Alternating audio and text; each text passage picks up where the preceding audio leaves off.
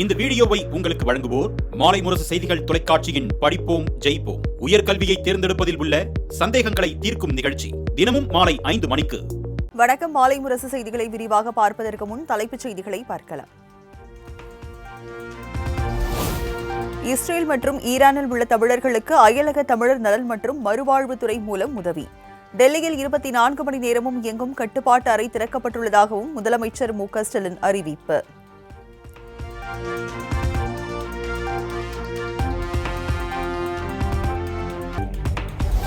திமுகவில் உழைப்பவர்களுக்கு அதற்கு ஏற்ற அங்கீகாரம் நிச்சயம் கிடைக்கும் என நிர்வாகிகள் உடனான கலந்துரையாடலின் போது மு.க. ஸ்டாலின் உறுதி.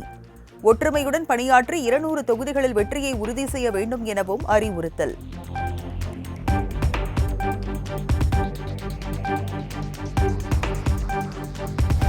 அண்ணா பல்கலை மாணவி பாலியல் வழக்கில் அண்ணாமலையிடம் விசாரணை நடத்த உத்தரவிடக் கோரி சென்னை உயர்நீதிமன்றத்தில் வழக்கறிஞர் ஒருவர் மனு தாக்கல். ஞானசேகரன் யாரிடம் பேசினார் என்பது குறித்த ஆதாரங்கள் இருப்பதாக கூறிய நிலையில் அண்ணாமலை சிறப்பு புலனாய்வு குழுவிடம் வழங்கவில்லை என குற்றச்சாட்டு.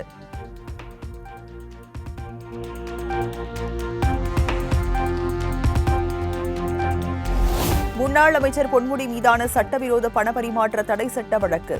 நேரில் ஆஜராவதில் இருந்து விலக்கு அளித்தது சிபிஐ சிறப்பு நீதிமன்றம்.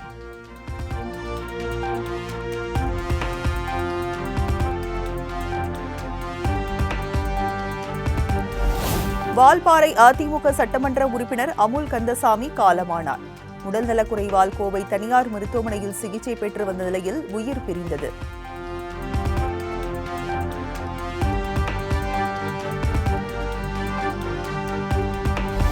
உடல்நலக்குறைவால் காலமான வால்பாறை அதிமுக எம்எல்ஏ அமுல் கந்தசாமி உடலுக்கு எடப்பாடி பழனிசாமி நேரில் அஞ்சலி. கோவை அன்னூரில் உள்ள இல்லத்தில் வைக்கப்பட்டிருந்த உடலுக்கு மலர் வளையம் வைத்து அஞ்சலி செலுத்தினார்.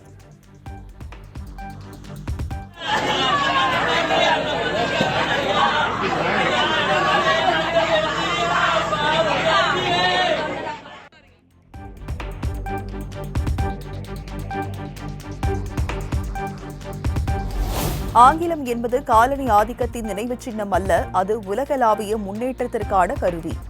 ஆங்கிலம் குறித்த அமித்ஷாவின் கருத்துக்கு பள்ளிக்கல்வித்துறை அமைச்சர் அன்பில் மகேஷ் பதிலடி. I also replied in the tweet it's not about the language, it's about the control. The language should be ladder, it should not be a barrier. So that is our main. அதனால தான் நான் ட்வீட்ல மேல போட்டுருக்கேன். And he is not fear on the English and all. He is fear on the equality and development. I have mentioned.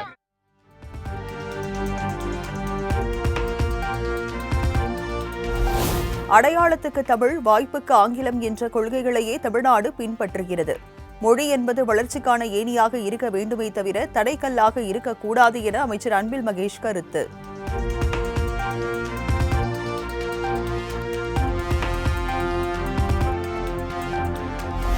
(2026) தேர்தலை கருத்தில் கொண்டே தொகுதி மறுசீரமைப்பு பிரச்சினையை திமுக கையில் எடுத்துள்ளதாக அமித்ஷா குற்றச்சாட்டு. மறுசீரமைப்பு செய்யப்பட்ட தொகுதிகளுடன் 2029 தேர்தல் நடைபெறும் எனவும் சூசகம்.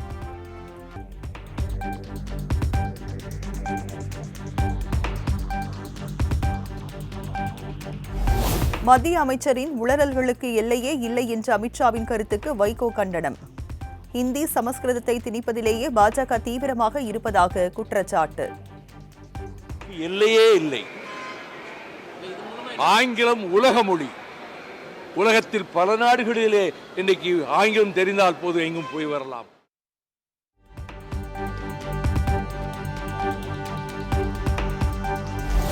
ஆங்கிலம் குறித்து அமித்ஷா பேசியது அவரது தனிப்பட்ட கருத்து. கீழடி குறித்து என்னென்ன நடவடிக்கைகள் எடுத்தோம் என்பது குறித்து தெளிவாக கூறிவிட்டோம் எனவும் எடப்பாடி பழனிசாமி பேட்டி. அவருடைய கருத்து சொல்லியிருக்காரு. ஒவ்வொருத்தரும் ஒரு கருத்து உண்டுங்க. கருத்தின் அடிப்படையில் ஒவ்வொருத்தரும் ஒரு கருத்துக்களை சொல்லலாம். தாய்மொழி என்பது முக்கியம் என்று சொல்லியிருக்கிறார். அனைவருக்கும் தாய்மொழி என்பது மிக மிக முக்கியம். அந்த தாய்மொழிக்கு கொடுக்கின்ற முக்கியத்துவத்தை விட ஆங்கிலத்துக்கு அதிகமாக முக்கியத்துவம் கொடுக்கின்ற என்ற பொருள் கூட தான் அவர் சொல்லியிருக்கார்.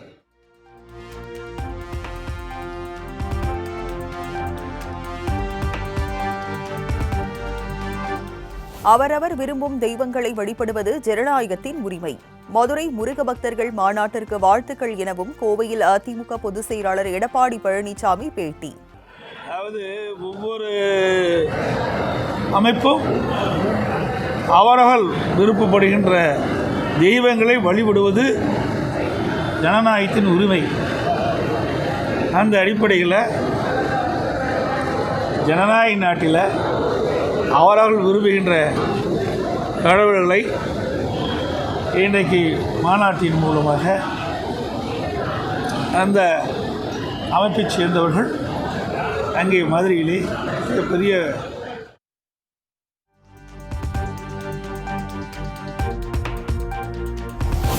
முருக பக்தர்கள் மாநாடு அரசியலுக்கு அப்பாற்பட்டது. தமிழ் கடவுள் முருகன் நமது அடையாளம் எனவும் ஆளுநர் RN ரவி பேட்டி.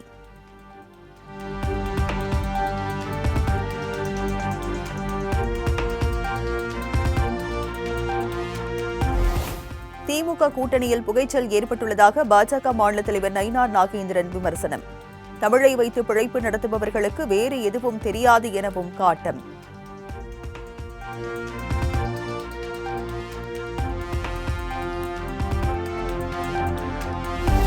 (2026) சட்டமன்ற தேர்தலில் கூடுதல் தொகுதி வேண்டும் என்ற ஆசை உள்ளதாக துரை வைகோ பேட்டி. 12 MLA-க்கள் இருந்தால்தான் கட்சிக்கு அங்கீகாரம் கிடைக்கும் எனவும் சூசகம்.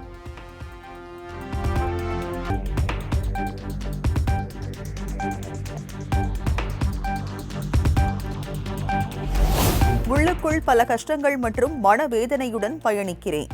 அரசியலில் உயர்ந்த பதவிக்கு வர வேண்டும் என்ற எண்ணம் தனக்கு இல்லை என்றும் துரை வைகோ திட்டவட்டம்.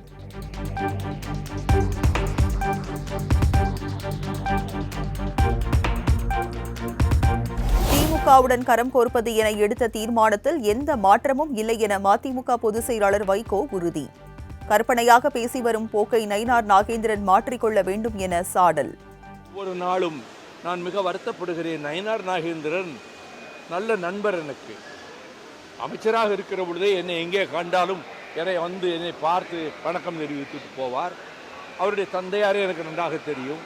ஆனால் அவர் இந்த பொறுப்புக்கு வந்த பிறகு கொஞ்சம் கூட பொருத்தமற்ற முறையில் ஏதோ ஒரு கட்சியோடு அவர்கள் பேசுவதைப் போல கற்பனையாக சிலவற்றை சொல்லுகிறார்.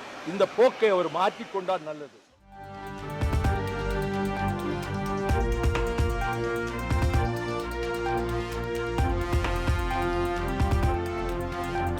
திமுக அரசு தோல்வியடைந்த அரசு என்பதற்கு சாலையில் விவசாயிகள் மாங்காய்களை கொட்டி போராடுவதே சாட்சி. அதிமுக பாஜக கூட்டணி அமைந்ததில் இருந்து திமுக பதற்றத்தில் இருப்பதாகவும் தமிழிசை சவுந்தரராஜன் விமர்சனம். அதிமுக பாஜக கூட்டணி அமைந்ததிலிருந்து ஒரு பதற்றம், அமித்ஷா அவர்கள் வந்ததிலிருந்து ஒரு பதற்றம், முருகன் மாநாடு நடத்துவதில் ஒரு பதற்றம், யோகி ஆதித்யநாத் வருவதை பற்றி ஒரு பதற்றம், பவன் கல்யாண் வருவதை பற்றி பதற்றம்.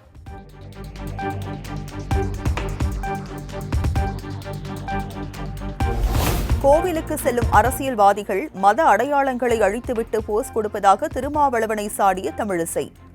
இந்து மத அடையாளத்தை வைத்துக் கொள்வதில் வெட்கம் ஏன் எனவும் கேள்வி. மத சடங்குகளில் மத அடையாளங்களை வைத்தால் திருமாவளவன் போன்றவர்கள் அதை கோயிலுக்கு போற மாதிரி போயிட்டு அந்த மத சின்னம் இருந்தால் நீங்க இந்துக்கள் தானே, அதை வைத்துக் கொள்வதில் உங்களுக்கு என்ன அவ்வளவு வெட்கம்? ஆக அதை அழித்து விட்டு தான் நீங்க போஸ் கொடுக்கணும் அப்படின்னு ஒரு சூழ்நிலையில் நீங்கள் இருக்கிறீர்கள். இதை மக்கள் பார்த்து கொண்டுதான் இருக்கிறார்கள். அதனால் இனிமேலும்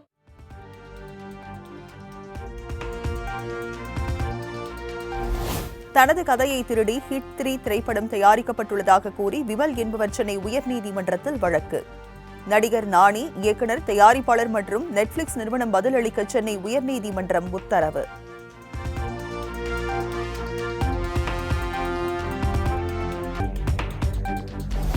சென்னை வானகர மருத்துவமனையில் சிகிச்சை பெற்று வரும் பாமக கௌரவ தலைவர் GK மணியுடன் சீமான் சந்திப்பு. உடல்நலம் மற்றும் மருத்துவ சிகிச்சை குறித்து கேட்டறிந்தார்.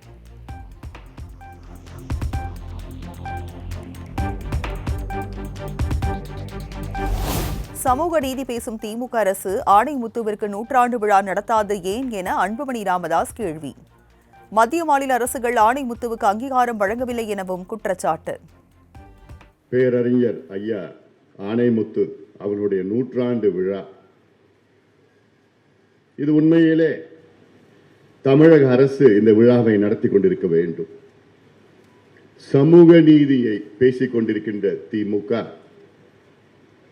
அவர்கள்தான் இந்த விழாவை நடத்தி கொண்டிருக்க வேண்டும். அல்லது இன்னும் தமிழக அரசும் இந்திய அரசும் அவர்களுக்கு இன்னும் அங்கீகாரம் கொடுக்கவில்லை என்ற காரணம் இந்த சமுதாயத்தில் பிறந்ததுதான். சிவகங்கை மாவட்டம் சிங்கம்புணரியில் கடந்த மாதம் குவாரியில் பாறை சரிந்து விழுந்து தொழிலாளர்கள் 6 பேர் பலியான விவகாரம். வழக்கு விசாரணை குறித்த விரிவான அறிக்கையை தாக்கல் செய்ய உயர்நீதிமன்ற மதுரை கிளை உத்தரவு.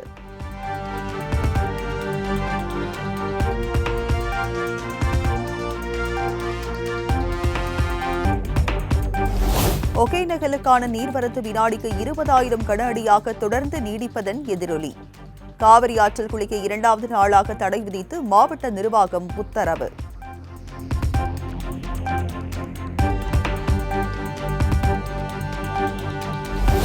சர்வதேச யோகா தினத்தை முன்னிட்டு ஆந்திர மாநிலம் விசாகப்பட்டினத்தில் யோகா பயிற்சி நிகழ்ச்சி. பிரதமர் மோடி பங்கேற்று பல்வேறு யோகாசனங்களை செய்தார். सांस छोड़ते हुए गर्दन को लेफ्ट साइड मोड़िए. कुंटू तलानी क्लॉकवाइज తిప్పండి. శ్వాస వదలుతూ తలాని కిందకి తీసుకురండి. శ్వాస వదలుతూ చేతులను కిందకి తీసుకురండి. एक और बार इसका अभ्यास करेंगे. உலகின் மிகப்பெரிய சக்தியாக இந்தியா உருவெடுத்துள்ளது.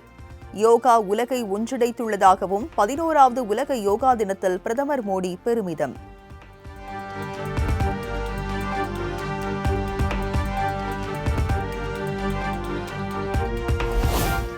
யோகா அனைவருக்குமானது, எல்லைகள் இல்லாதது என பிரதமர் மோடி பெருமிதம். இந்தியாவில் பல கோடி மக்களின் வாழ்வை யோகா மாற்றியுள்ளதாகவும் பேச்சு.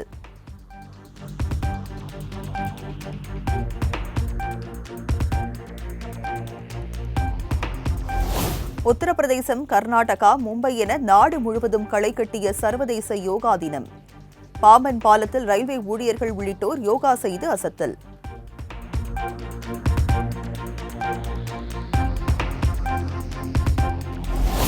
தமிழ்நாட்டின் பல்வேறு மாவட்டங்கள் மற்றும் புதுச்சேரியில் சர்வதேச யோகா தினம் கொண்டாட்டம். பல்லாயிரக்கணக்கானோர் ஒன்றாக கூடி யோகாசனங்கள் செய்து அசத்தல்.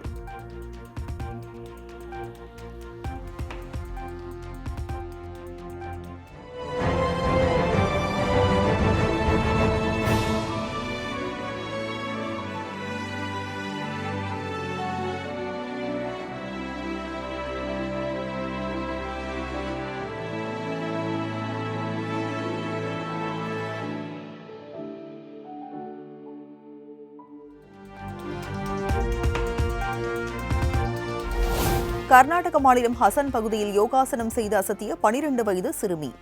உலக சாதனை புத்தகத்தில் இடம் பிடித்தவருக்கு குவிகிறது பாராட்டு.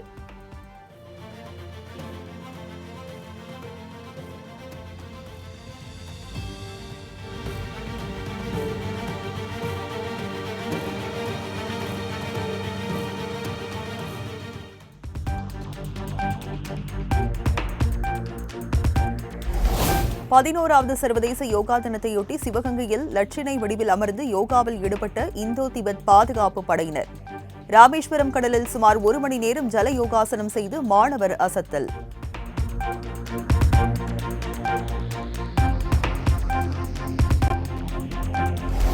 மதுரை வேலம்மாள் குளோபல் பள்ளி மைதானத்தில் 10,000 மாணவர்கள் பங்கேற்று 1 மணி நேரம் யோகா சாதனை நிகழ்ச்சி.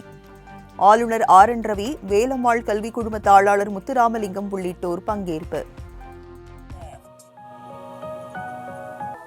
Frozen shoulder must be straight. First,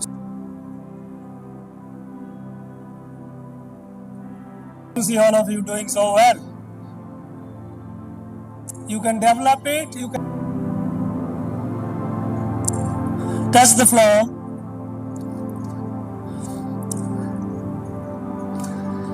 Left, go backward. Stress down.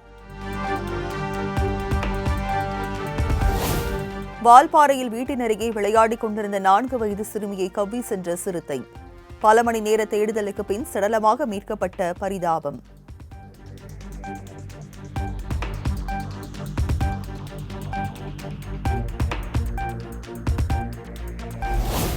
Salem airlines காவல் நிலையத்தில் திருநங்கைகளை வைத்து பூஜை செய்த காவல் ஆய்வாளர். திருநங்கைகள் பூஜை செய்யும் வீடியோ வெளியான நிலையில் போலீசார் தீவிர விசாரணை.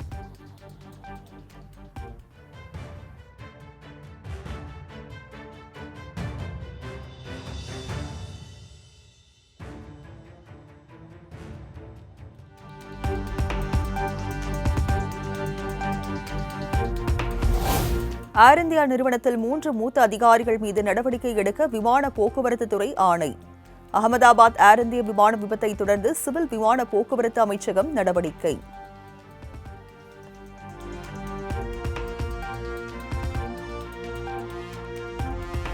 காசா ஈரான் விவகாரத்தில் இந்தியா குரல் எழுப்பாமல் மௌனம் காக்கிறது. காங்கிரஸ் மூத்த தலைவர் சோனியா காந்தி குற்றச்சாட்டு.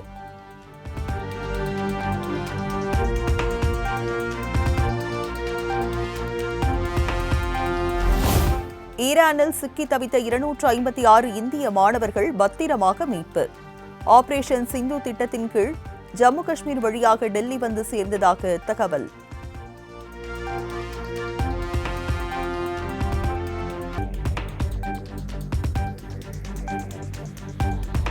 திருப்பதி ஏழுமலையான் கோயிலில் 24 மணி நேரம் காத்திருந்து பக்தர்கள் சாமி தரிசனம். தேவஸ்தான அதிகாரிகளுக்கு பொதுமக்கள் ஒத்துழைப்பு அளிக்க வேண்டும் என வேண்டுகோள்.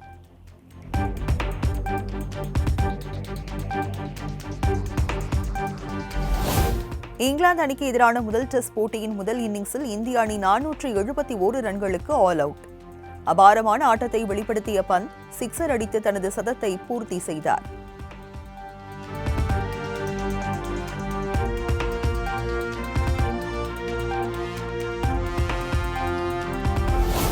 இங்கிலாந்துக்கு எதிரான டெஸ்ட் போட்டியில் தனது 7வது சதத்தை பதிவு செய்தார் ரிஷப் பந்த். விக்கெட் கீப்பராக 6 சதம் அடித்த MS தோனியின் சாதனையை முறியடித்தார்.